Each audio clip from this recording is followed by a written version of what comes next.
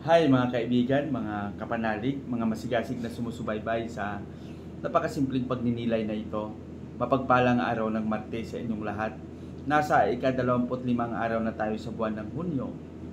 Minsan parang nakakagulat lang tingnan na at malaman na napakabilis ng takbo ng ating panahon.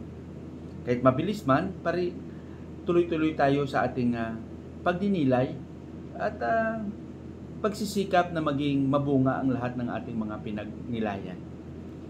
Sa araw na ito, tingnan natin kung ano yung pinakamagandang mensahe na gustong ipaabot ng ating pagbasa at maraming salamat sa inyong patuloy na pakikinig. Ang inyong lingkod, Father Bob, isang paring Karmelita. Sa araw na ito, ang ating pagninilay ay ibabahagi sa atin ni San Mateo, Kapitulo 7, versikulo 6, 12, hanggang 14. Dito isinalaysay ni San Mateo yung isang pagpapatupad ng tungkulin na maging mabuti.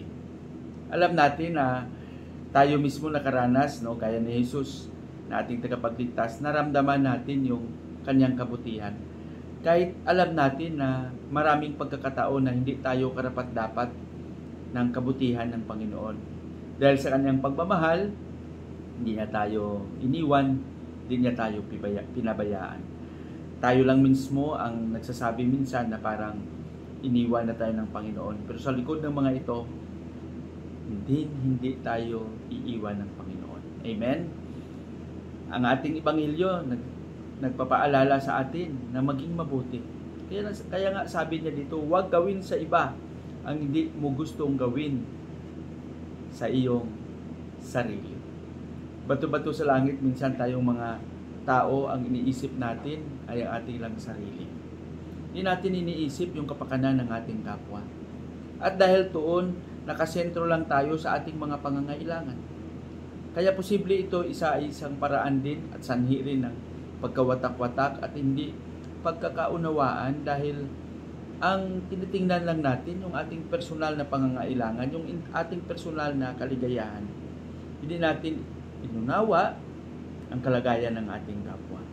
Siguro, dyan lang tayo naging magkaroon ng sentro sa pagninilay sa araw na ito. Na maging mabuti tayo sa lahat ng panahon, sa lahat ng oras, na magkaroon ng panindigan sa kabutihang ito.